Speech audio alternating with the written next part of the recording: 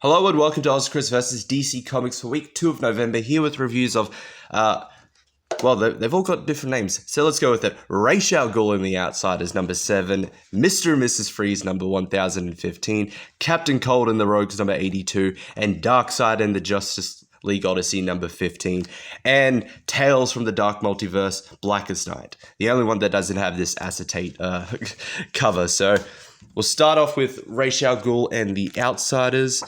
Let's see, get it over here with Call Me Ishmael, written by Brian Hill, art by Cian Toomey, coloring by Adriana Lucas, and the cover by John Boy Mayers. So while Ishmael is torturing Duke, Katana and Black Lightning have rescued Sophia, but she is still under the influence of what Ra's al Ghul has done to her, and Cassandra, orphan, with help from Batman, is able to get a location of where Duke is in order to save him. So she goes to confront Ishmael as Sophia frees herself and tries to kill Katana, and it's revealed that another member of their team, Caliber, is also under control of Ra's al Ghul, has been influenced by him. So as Katana and Black Lightning deal with both Sophia and Caliber,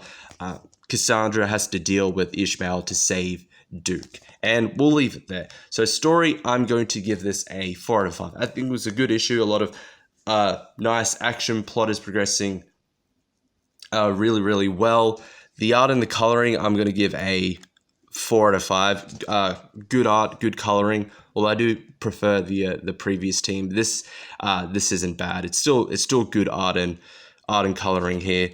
The cover, the acetate cover, this switch cover, I'm gonna give this a 4.5 out of 5. I think it's a great looking cover, and I do like kind of there is minimal difference with Ra's himself. It's just the positioning of who's there. So instead of Ra's with his claws into a Batman, it's now Duke. Given now Duke is the kind of the focus of Ra's attention for whatever plans he has for him. So cover, yeah, great looking cover. On to Detective Comics, aka Mr. and Mrs. Freeze. This one I remember is all the way at the end, but there we go. So written by Peter J. Tomasi, art by Doug Mankey and Jose Lewis. I don't know how to pronounce that, I'm sorry. Coloring by David Barron, the cover by Paolo Pantalina and Arif Priento. So, seems like there's trouble in paradise for the Freezers. Freezers are starting to note that maybe Nora is not the same woman that she used to be. She's starting to enjoy the powers that she's gotten, the crimes and acts that they are committing, while this is going on, Batman, Lucius, and Alfred are trying to find a cure for this cold, the freeze that a lot of people have been afflicted with. They're close to finding something, but a result of it is that Batman loses feeling in one of his arms. It's completely numb when they try the cure, and then back to the whole freeze drama. Freeze just wants to go, leave, live the life that he wanted to live with Nora, but Nora, given a taste of this power that she now has, wants to go out on her own, so the two split. And as seeing that the woman that he loves has completely changed, didn't realize the effects of what could have happened, bringing her back, Freeze goes to Batman for help on the promise that he'll give him the cure for that he's looking for. So leave it there. Story, I'm gonna give this a 4 out of 5. Good story, progressing the plot really well. Although I was gonna say it's even if you ignore these solicits, it was very obvious that Nora was gonna turn on Mr. Freeze. I think has that been done before? Nora turns on Freeze once she gets revived. I feel like it is, but still, I think it was obvious that Nora was gonna turn on her husband, but still, I think it was still portrayed it was still portrayed really, really well. The plot is progressing really well as well. Sorry. Art and coloring, I'm gonna give a 4.5 out of 5. The art and coloring here is great. The last page, which I'm not gonna show because it's kind of a spoiler, is probably my favorite looking page. It looks just so cool, looks so great. And the cover, I'm gonna give a 4 out of 5. Nice looking acetate cover here, definitely. You know, Mrs. Freeze looking hella hot, haha. But moving on to Captain Cold and the Rogue, so Flash number 82. I'll talk about the cover because I think I already brought this up on like Twitter. But moving on, so Central City has now been taken over by the Rogues, ruled by King Cold. He's divided up, parts of the city and other stuff between his former teammates, and he's told that someone is infringing on his territory, and it's none other than Commander Cold, from the future, with Kid Flash and Avery. As he gets them to escape, Commander Cold faces off against King Cold, but is completely frozen by the now superior King Cold. As King Cold learns that Iris, Kid Flash, and Avery are trying to find a way to reverse what has happened to Central City, the entirety of what the Rogues have done to it and taken control of the place. So story, I'm gonna give it a 4 out of 5. I will say I feel like I've missed something. I know I haven't, but I feel like I've missed something because all of a sudden the entirety of Central City is under control of the Rogues, and Snart is leading everyone as King Cold. It does feel like I'm missing something, a bit of context. I know it's been building up to this. I haven't missed any issue of The Flash, but it does really feel like I missed something. But apart from that, I think I did like this issue. Good start to this whole plot. Finally it's actually getting to the Flash versus the Rogues, what all the covers leading up to this constantly hinted at, but they never had anything to do with each other because there was a different storyline, Death of the Speed Force. So now it's finally actually going to happen. So moving on to the art and coloring, I'm going to give the art and coloring a 4.5 out of 5. The art and coloring here is great. Really liked it. Really good art and coloring. And onto the cover, I'm going to give a 4 out of 5. Good art and coloring. Sorry.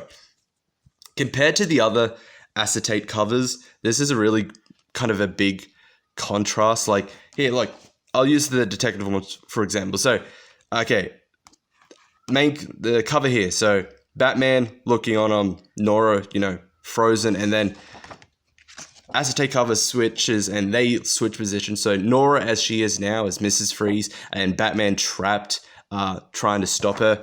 Good. At least it's still similar. All it does is really switch the characters over. And then same with Batman and the Outsiders. It just switches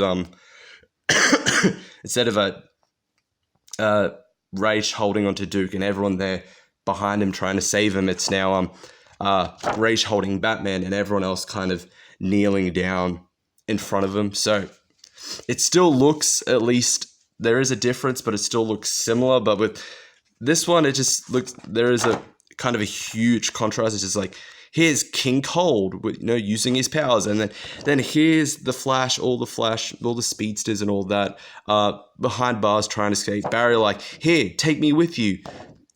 Wally yeah, I'm ready to fight, and Avery just fucking $10 for a strip, boys.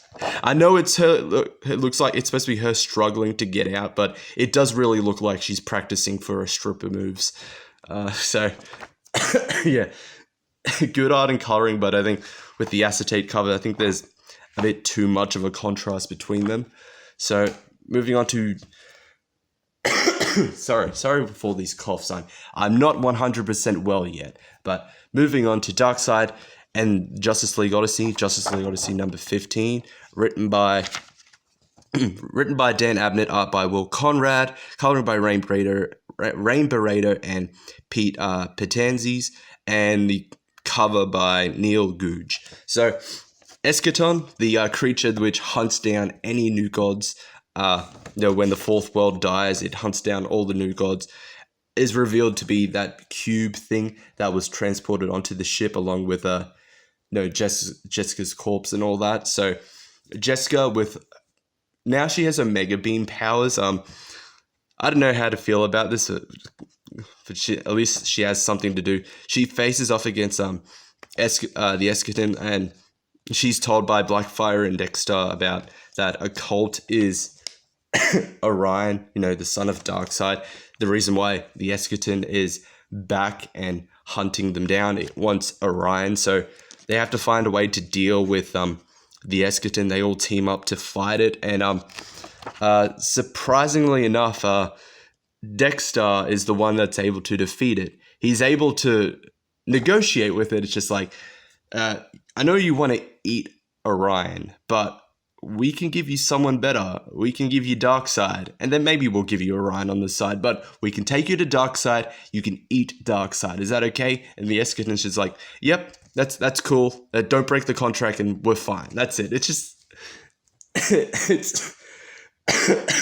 it's goofy fun. I think I found that just goofy but fun at the same time. So story, I'm going to give it a 4 to 5. Plot's progressing really well. This new team is starting to form together, and there's also developing more on this whole thicc message. There actually seems to be more to this message than Jessica originally believed. Art and coloring, I'm going to give a 4.5 out of 5. Art and coloring here was great. Definitely much better than that previous issue, which was just a constant mix for the art and coloring. And the cover, I'm going to give a 4 out of 5. The art and coloring is good, but I think the cover itself is a bit It's a bit That's all I can really say. But good art and coloring on it regardless. So on to Blackest Night, Tales from the Dark Multiverse, the third one of these tales, written by Tim Seeley, art by Kyle Hotz, the coloring by David Barron and Alan Pasalacqua, and the cover by Lee Weeks and Brad Anderson. So in this world of Blackest Night was never ended, so Hal Jordan never became the White Lantern and was able to defeat Necron and bring Black Hand back to life. In this one, Sinestro never removed the white entity from him, so he stayed being the White Lantern, and as such, he wasn't strong enough to defeat Necron and the Black Lantern. So the Black Lanterns went on about killing everyone, increasing their numbers, and Sinestro tried to kill himself. Didn't particularly work. So cut to present day, so 19 days later, after the events of Blackest Night, Lobo and Dove are being attacked by Black Lantern Teen Titans when Sinestro arrives to deal with them. Kind of, since he's not particularly strong with the white power ring, he can't completely bring them back to life. He kind of, in a way, he brings their sanity back, but they're still dead. So Sinestro, Lobo, and Dove all leave. They head they head off and find themselves 6 days later on I believe it's Apocalypse, while they encounter some of the new gods. Particularly the female Furies, the Black Lantern female Furies, and they are met by Mr. Miracle, the person who hired Lobo and brought them all here. He has his own plan, a way to fix everything. He wants to channel whatever power is behind the Source Wall, channel it through Dove and Sinestro, given Dove's powers, the Avatar of Peace, and Sinestro's power as both a White and Black Lantern, in order to fix everything. Although it's kind of revealed later on, fixing everything is actually just reset. It's just not really resetting, destroying the universe and creating a new one. So they're not really fixing everything. They're just creating a clean slate. So as all of this happens, the Black Lanterns arrive to try and stop them. Their plan doesn't go fully 100%. Sinestro is the last one left alive to to enact the plan. Well, technically Lobo is alive given his physiology, what he is. So Sinestro has to enact the plan in his own way, but that doesn't work 100%. So, story, I'm going to give this a 4 out of 5. I think is a good, interesting alternate ending take to Blackest Night. Although the weird thing is they say that Sinestro, he became the White Lantern. He couldn't control it. He needed to share the power. That's not true. Literally, even in this picture, the white entity, the life entity, was ripped out of him because he couldn't fully control it. He couldn't embrace life and all that, and then Hal was able to take it and become the White Lantern, create his own group of White Lanterns to help end Blackest Night, defeat Necron, and all of that. So that's incorrect, kind of. No, but as it says in here, but in the universe's moment of need, Sinestro chose to share the power. Unless remembering. Unless I'm wrong, like he didn't share the power. The life entity was ripped out of him by Necron because he couldn't control it properly. So that's kind of incorrect. Unless I'm wrong. Please, if I am wrong, correct me on that. But apart from all of that, I think this was definitely an interesting story. I definitely liked what I read. The art and coloring, I'm gonna give a 4 out of 5. Carl Hotz's art in this, I think, works really well given the setting. Them against the dead. So kind of his art style really works with that kind of that theme. And the cover, I'm gonna give a 4 out of 5. Good art. Good coloring on the cover. So that is it for those. Thank you all for watching. If you haven't already, subscribe, hit the notification bell. If you like the video, leave a like. If you want to follow me on Twitter and Instagram, both my handles are in the outro. And I will see you all in the next one.